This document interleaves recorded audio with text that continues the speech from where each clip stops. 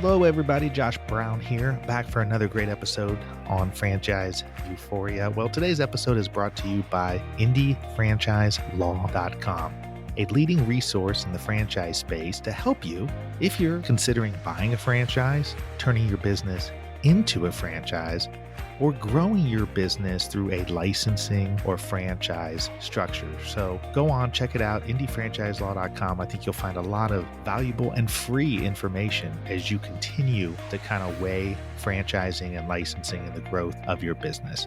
Without further ado, I hope you enjoy today's episode. On today's episode of Franchise Euphoria, I've got Brant Wilson. Brant is the Executive Vice President of TBC Corporation and President and COO of TBC Franchise Group. Now, many of you may not know TBC Franchise Group, but if I say Midas Franchise or Big O Tires Franchise, I think that's a little bit more recognizable. And those are under the TBC Franchise Group. Prior to joining TBC, Brant was with H&R Block for a number of years and has a tremendous amount of experience in working with companies on expansion and growth. And in this episode, it's a really fascinating look at a fairly sizable franchise operation and how someone with Brant's skill sets has been able to come in and really help shape their growth and continue to help them make their franchise arm stronger. So without further ado, I hope you enjoy this interview with Brant. Hello, Brant. Welcome to Franchise Euphoria. How you doing? I'm doing great. Thank you very much. Good to be here. Yeah, thrilled to have you here. You know, you're the executive vice president of TBC Corp and president and COO of TBC Franchise Group, which, to many, they might be saying, what is that? It just sounds like a whole bunch of letters. But, TBC Corp and TBC Franchise oversee the concepts of Midas and Big O Tire and I think some others. But before we dive in to that, I know you've got a significant and impressive background in the franchise space and in business in general. So maybe you could take a couple minutes to tell us about yourself. Yeah, I started in the military, actually. Went to the military academy and came out and worked in the signal course. So as a communications guy, as the colonel in charge put it, if it plugs into the wall, you were in charge of it. So that went from the radios all the way to the coffee makers. But I was the electronics guy in the Army, and had a great time. I served back in the 90s and really thought about making a career out of the military. But growing up, wanted to get on the business side as well. So and joined a small startup back in the internet heyday. So did you serve in Iraq? No, it was interesting. I was at school during the Gulf War in 91, and so didn't participate in that. And then I served through 98, so it was actually in between the conflicts. So the Afghanistan conflict after 2001. So I actually served in between the conflict, and that was when you were going to school at that time and choosing your profession. We weren't deployed, twice out of every 3 years back in the day, and so it was more of a school decision than it was a real career decision. It really kind of woke us up, and we're at school going, "Wow, we're in this," and now I have a lot of friends and compatriots who have stayed in and have just a very different life than when we thought back when we were at school due to all the conflicts. So I was in between the conflicts. Well, thank you for your service, most definitely. What changed in terms of your thinking of staying in the military to switch to get you into the business side? Yeah.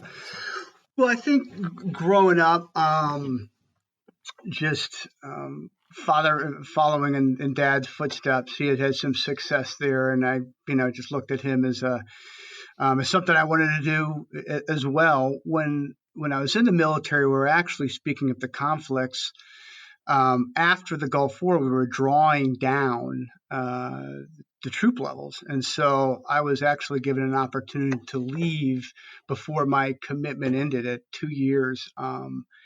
And I thought heavily, and I really enjoyed the military. I mean, truly, the currency in the Army, as the branch I served in, is leadership. Clearly, I was getting some training and proficiency in communications, which I actually didn't have, IT and communications, which bode well later in my career on the tech side. But truly, it's all about leadership. That's how your effectiveness is measured day in and day out, with a whole variance of audiences of folks down to you know colonels and captains and the American soldier, which is just unbelievable different variants there that you couldn't get, at least at that level when you're 24, 25, get on seemingly in the outside. So I decided to stay in for the full 5 years, but did have a desire always to go in the business. It was just kind of built around when I would see my dad's successes. And so saw the opportunity back in the late 90s when the internet was going and software companies were the hot place to be. There was opportunities there, and decided to take that at the end of my commitment. Well, so it's sort of interesting. I mean, and I don't think it's by accident. There are many, many people who've served in the army and the military who then get into leadership roles in general, but in particular in the franchise space. And I think it's a natural progression. Certainly, the skills and training and so forth that you go through lends itself to that. So when you got out, you went to and worked with Sprint Corporation and ASAP Automation. What did you do for those Yeah, companies? so ASAP Automation, they were it was a small family-run software company. They did material handling, so they went into distribution centers and they sold conveyor belts and carousels. And they were on the hardware side and wanted to get in the software, which would kind of plug into an SAP or a JD Edwards and do all the picking and the stocking and the packing, all those processes. And so our value prop was we could go in and configure your processes in the distribution centers instead of having to just kind of take what the SAPs had in their modules. So it was a great opportunity. Worked for a great owner. That was in Louisville, and did that for a couple years. And when I was looking at the different opportunities there, I truly wanted to get into a larger organization from a leadership perspective. So ended up going back to school for a year, business school, and then I went on to Sprint Corporation. Well, and then so with Sprint, and then you go on to H&R Block, which I think is probably really where you started first experiencing what it's like to be a part of a large franchise system, right? I mean, is that fair? Very fair. Yeah, we had phone dealers on the Sprint side, which I serviced and supported, but was not in the field or operational that directly was in charge of them. So yeah, while there was some overlap there, truly from a leadership management perspective, it was H&R Block. So talk a little bit about H&R Block and what you did for them, how you helped them, and how that helped position you then to come over to TBC. So the idea of going to H&R Block was to have the ability, if I earned it, to go run a large retail organization. 11,000 stores at the time. We were 60/40 company owned to franchise. So it was a good opportunity to get into both businesses. And how it was really structured back when H&R Block was growing fast was in the metro areas, they would be company owned. And so they would have enough stores there for district managers and that whole company owned support structure. And then we would franchise out in the more rural areas or outside. And that's one, for efficiency's sake, but two, the thought and the foresight was those franchisees can be part of those smaller communities, unlike a district manager who's driving out from the big city. And so that was a strategy around that. So we were about 60/40. I had multiple role 60/40 company franchise. I had multiple roles, but again, the idea was to get into a leadership role. So eventually took the western part of the country. So was in charge of about 2,000 stores, and about 700 of those were on the franchise side. Did you have some travel, I would imagine? Yeah, I would say so. I mean, clearly on in everything, but truly on the franchise side, it is the currency there. There's some leadership, but it really is time and relationship, and you just can't fast forward that process. And as you know, it entails in the offices with their people. It entails in the living room with their families. It's really getting to trust and getting to know them in multiple areas to build up. Here's the new guy, and how what's his agenda, and how does he see the world? Because I know how I see the world. I've been operating this for 15, 20 years, and so yeah, a lot of travel, both in homes as well as offices, and kind of getting up to speed in each block in the field. And so now you sort of got a breadth of franchise experience and franchise related experience. And so after about 8 years at H&R Block, and then you make the move over to TBC in 2013.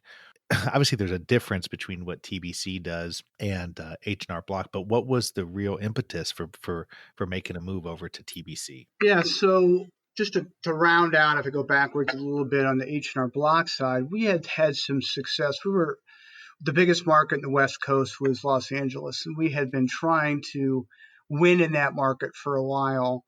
And it's obviously a heavy Latino population, and so and that's where our model wasn't winning. And so 2 years out there, we spent a large amount of time converting independents to become H&R Block franchisees, and instead of us buying them or creating ground ups, if you will, getting that tax preparer who's in the community, who speaks the language, who's hire folks who speak the language.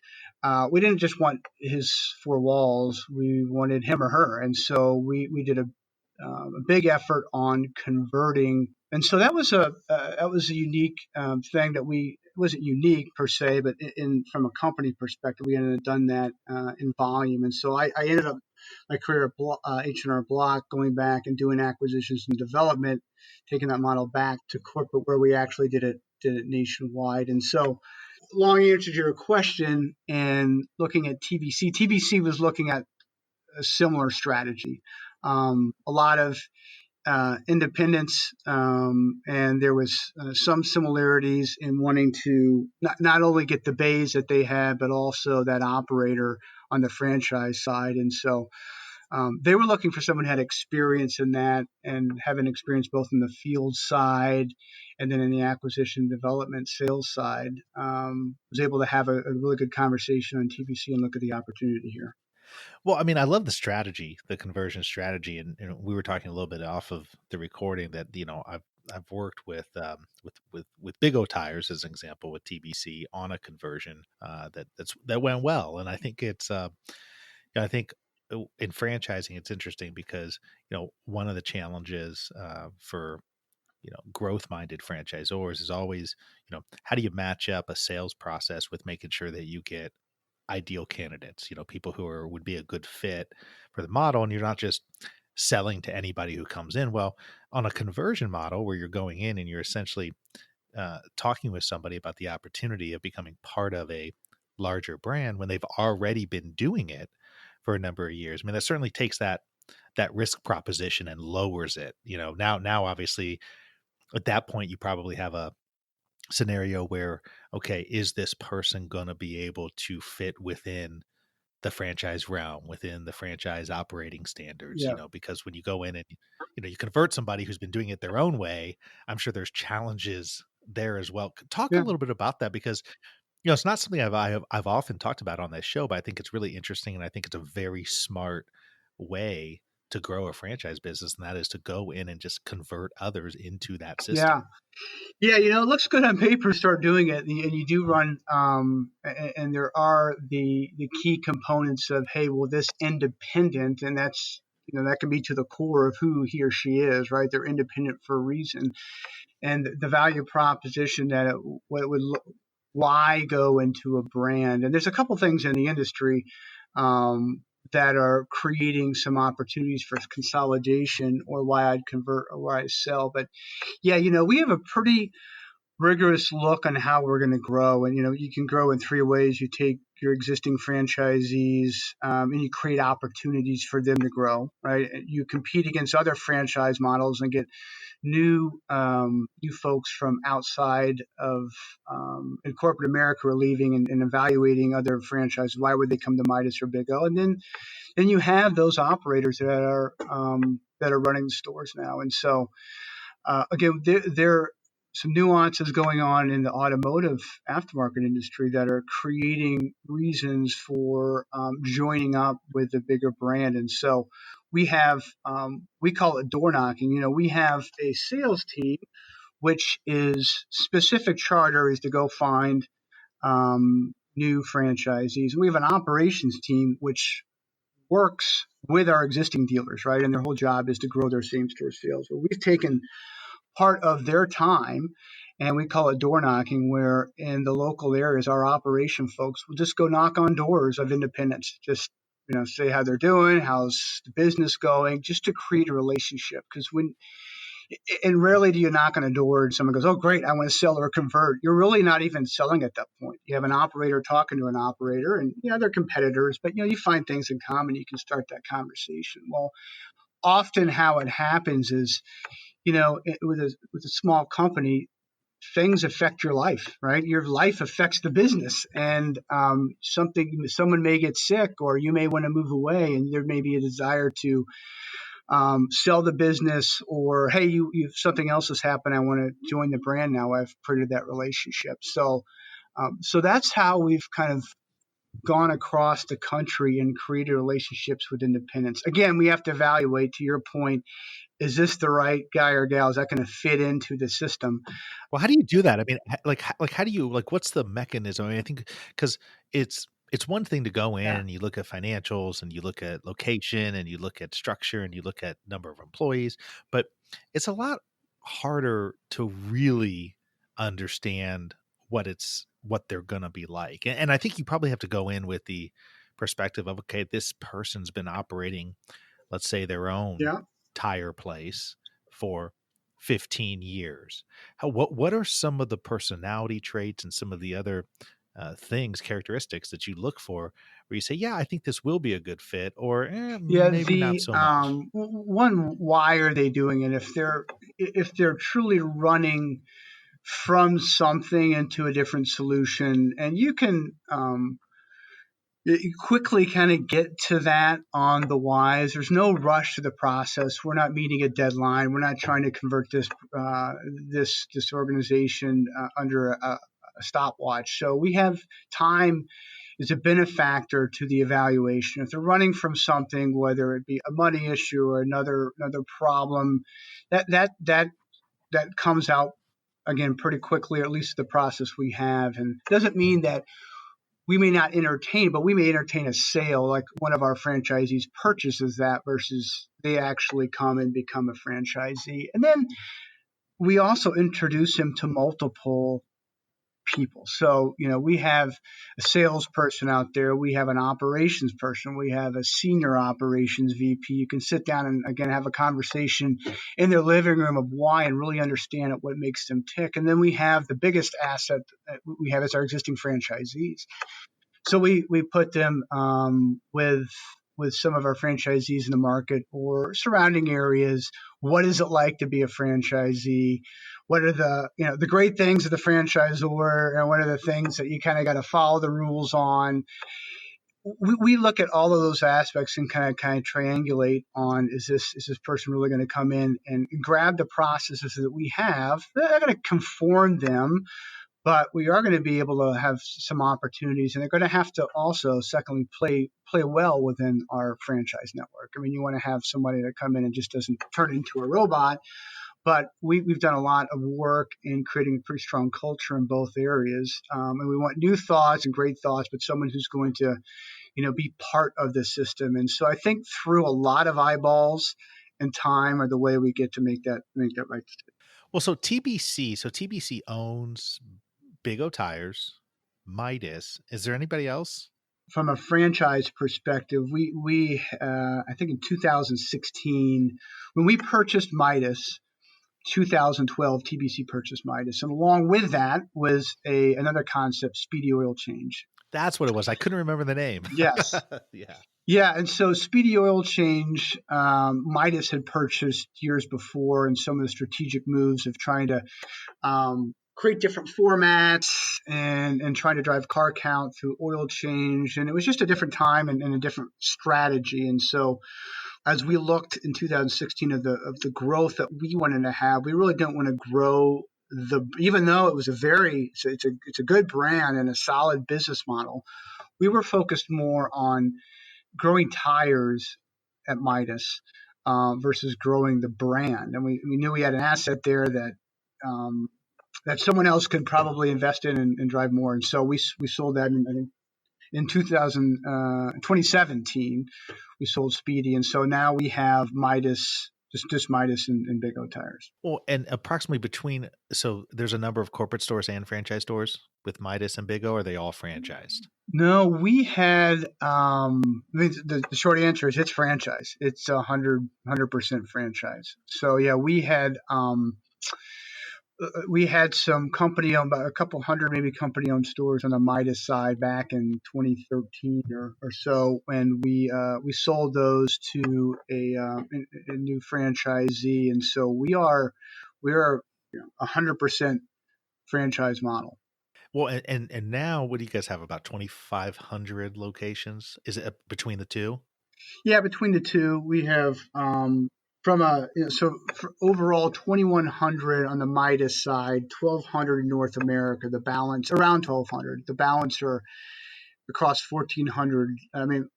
14 countries. So they're master franchise. And then we have 400, almost 460 Big O stores. Yeah.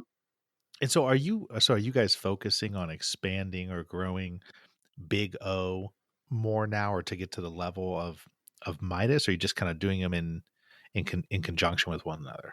Yeah, they're no, they're totally separate. Obviously, brands and actual concepts and value propositions to the customer. When you look at Big O tires, it's about 65% tires, and the balance being service oriented services to the consumer. It's a flip on the Midas side. We're about 15-20% tires only and primarily service. When people think of Midas, again, historically that had the muffler. We morphed that into brakes, into general service, and now we're morphing that into tires. But it's a totally different brands and concepts. While we run them from a leadership perspective similarly, definitely different brands. So we grow them. We have an acquisitions and development group that does cover both. But we look for different things or different business models, and so we grow them independently. But yeah, we are looking definitely to continue to grow Big O. It is started out west, but it has grown pretty well, and we have a lot of interest in Big O and actually Big O in new markets. You got to be pretty. When you're jumping into a brand new market with one or two stores, you got to have a growth plan. So we have to monitor and measure exactly if we go into a new market what that looks like. But we still clearly have a lot of demand in the markets that we're in for Big O tires. Well, listen, I just had to put 4 new tires on my car not too long ago, and trust me, I know it's a profitable venture for you guys. Thank you Um, very much. I did. I went to a Big O, and they did a good job. So, but in any event, I'll talk about. I mean, this kind of with Big O tires and with Midas, right? I mean, these are brands that are in the business of doing the auto repair, doing the tire change, doing everything that kind of falls under that window, which is I would say it's probably recession resistant. I mean, would you agree with that? I mean, it changes, right? I think the needs change, but I think if you're in a recession, I think maybe you guys get more service on vehicles. Would I be wrong to assume that No, if people aren't buying as many no, it's vehicles? it's definitely a good catch. Clearly, your OEMs or your manufacturers for new vehicles. Clearly, that is, as we know, that's not a recession-proof business. That's clearly driven by economy, consumer confidence. But from an aftermarket automotive, we do have some protection on that side. Clearly, cars have to run now. There will be consumers will put that off as long as they can, and there's deferred maintenance there. But back in the 2008 or 9 implosion, you see we may be off 3 or 4 points. That pales in comparison with some other components of the automotive industry. So, and also, not just my word, as things are changing in the automotive space, there are a substantial amount of private equity looking at the space specifically for that. Well, one, to capture the changes going on in the industry, and two, that it can be a component of their portfolio that doesn't crater during a recession. No.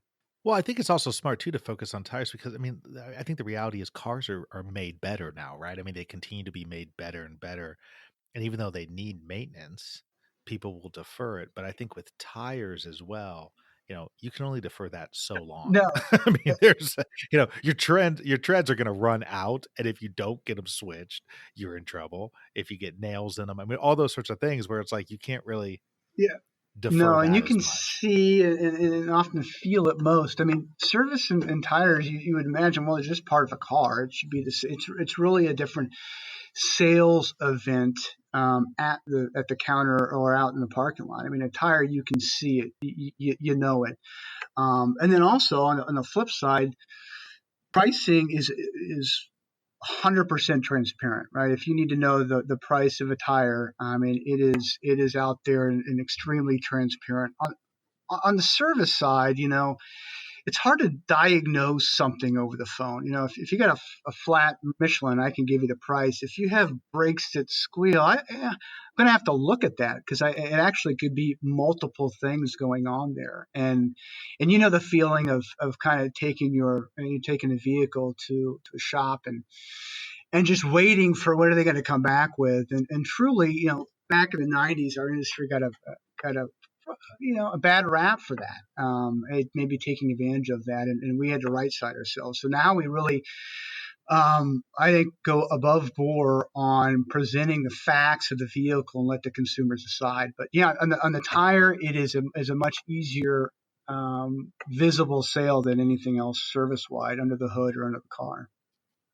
Well, so with our remaining couple minutes here, I want to talk about a couple of things. First is, competition. And then second, I want to talk about the franchisees. But one of the things that I think is interesting and relevant is the fact that, how do you as a automotive service tire company, I mean, how do you stick out from there's a whole bunch of competitors out there, right? And so you can go in and you can buy the competitors, you can convert the competitors, but you're always going to have a whole bunch of competing models out there. I mean, what makes you guys different, or what makes you different enough that you can market on that? Or for this type of service, is it really about name brand recognition? Yeah, the name and brand with both brands are significant. From a Midas side, I mean, it's a venerable brand that's been around for a while, and that actually kind of cuts both ways. When you have a strong brand recognition, you're actually changing some of the things that you offer. People still call us Midas muffler, when in fact that has been, almost decades ago, where that was a heartbeat of our product offering. And so that's that the brand is strong, but that also works against what we offer. Big O, again, not national brand, but regionally extremely strong brand in the markets. So the brand is key, but it will come down to service. I mean, it is a commodity. There are multiple places that you can go. And so our job as the franchisor is to, the dollars that the franchisees give us to steward that and to drive vehicles to their door. And their job, conversely, is to retain those customers, give a great customer experience. And, we may have pricing sales here, and we may be convenient, which is another big component. But it's usually three things. Price, that kind of works itself out. We're going to be competitive, but it's really convenience of where you're located, and do I trust do I trust this shop and trust the operator? And that's where we have to differentiate ourselves. It's in the service, and then I like to say service, but then how that transforms to trust. Um, so the brand and the actual trust are going to be what differentiates us.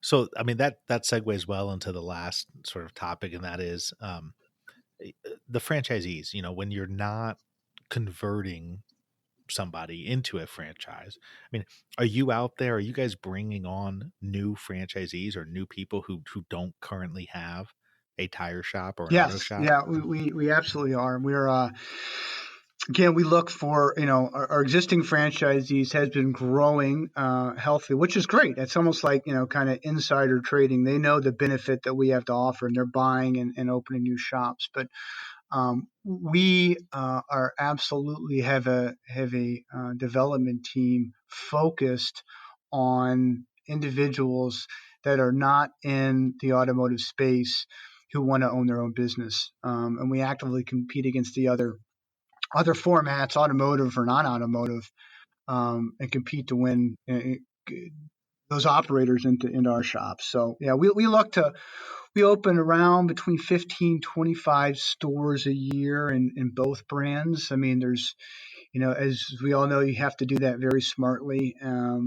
We could open a lot more, and then we could have a lot more risk in the system as well. So we feel that's a good, healthy amount each year to on new store growth that we have, and our existing franchisees are a great source, but that doesn't hit that. There are a lot of great other operators that haven't had the experience yet in the automotive franchise area that we look to bring in the fold.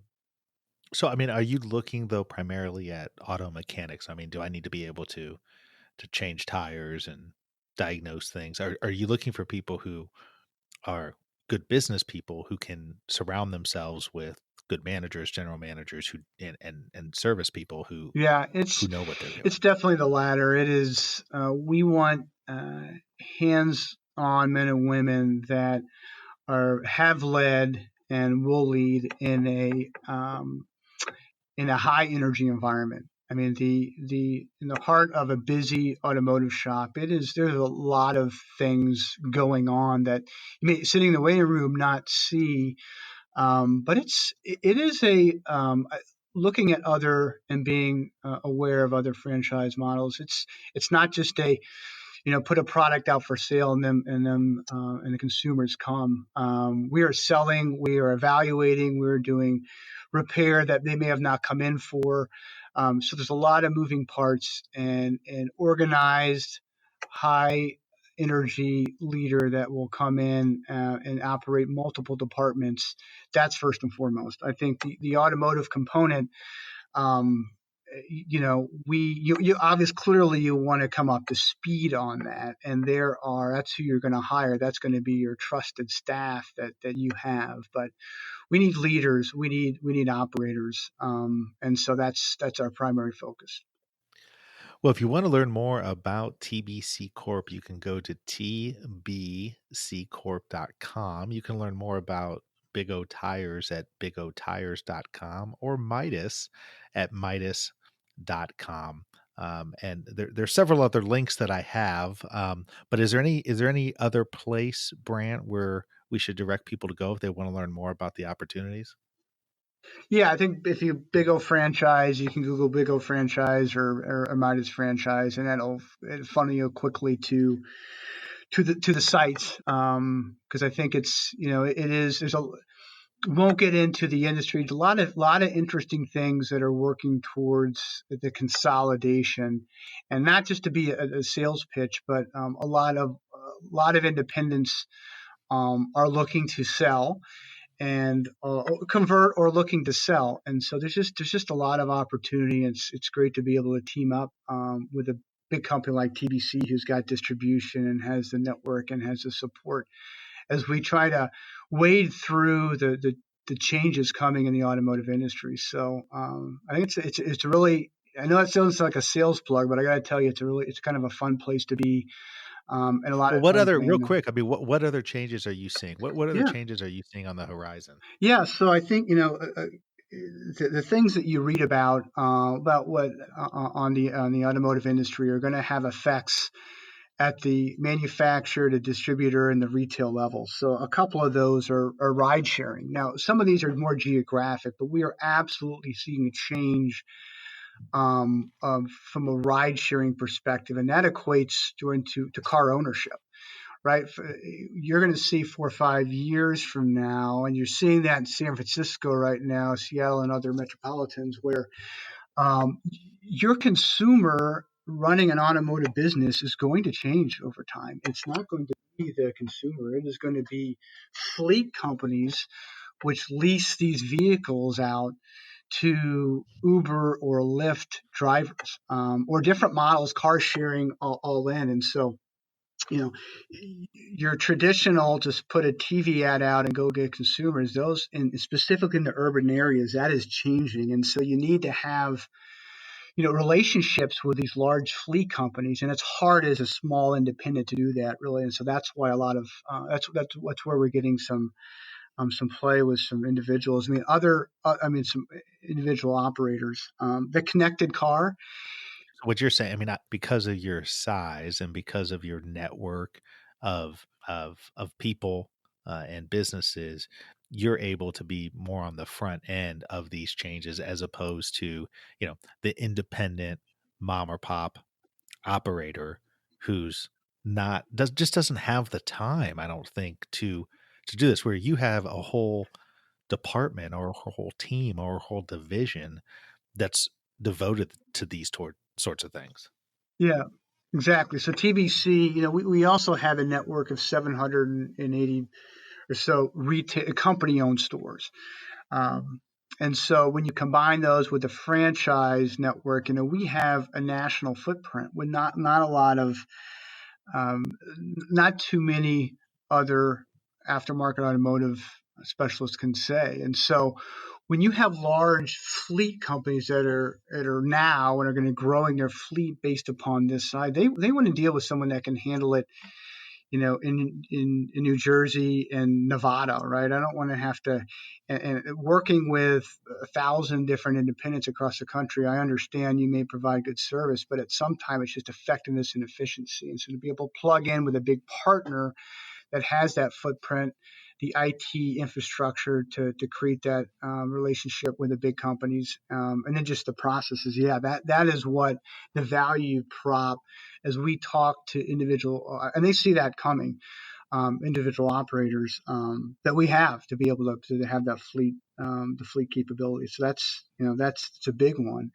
When you also look at autonomy, that's, again, is that going to happen tomorrow where we're flying around in Star Wars car? That's not going to happen in full autonomy cars. It's there's some path there to get there. However, you see the technology being deployed as we speak. It used to be cameras, and now there's sensors, and that creates complexity, and it completes complexity within the service area. And so teaming up with a large organization that's going to have access to the technologies needed to service those, and to work with our franchisees benefit from having a company-owned group as well, is a big component to where it becomes expensive.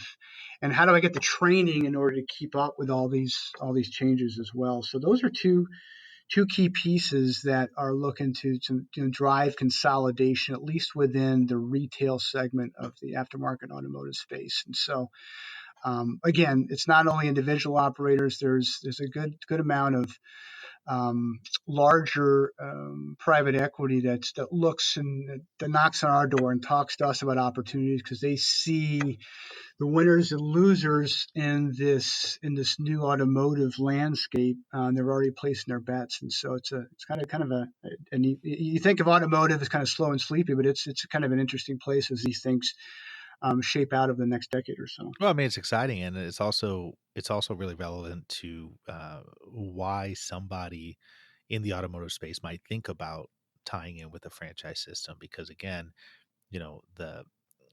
the idea of the long term value proposition is something that independents and franchises alike all think about, and that's one very important benefit that you guys Yeah. can provide, and others where you do have a large footprint and you have a whole team and focus dedicated towards that. So thank you so much, Brant, for coming on. This has been a really interesting and enlightening interview just in terms of learning more about TBC, what it does through Big O and Midas, and of course your background. So thanks so much, Tina. I wish you nothing but the best of luck going forward. No, it was a great time. I listened to myself talk a lot, but I appreciate it. It was a good chat. Thanks. Thank you so much for tuning in for another episode of Franchise Euphoria. If you enjoyed this episode or have enjoyed the podcast in general, I would really appreciate it if you could go to iTunes and leave me a rating and review. It really helps to get this podcast out to more and more people. So the easy way to do it is go to iTunes and in the search box, put in Franchise Euphoria. You will then see my cover art and you click on my smiling face that says Franchise Euphoria, and then click on the link that says ratings and reviews. It's that simple, but boy, oh boy, does it mean the world to me when people leave ratings and reviews. And like I said, it really helps get the show out there. Once again, would love it if you would go to iTunes and leave a rating and review if you enjoyed this episode or other episodes of the show. And until the next time, happy franchising.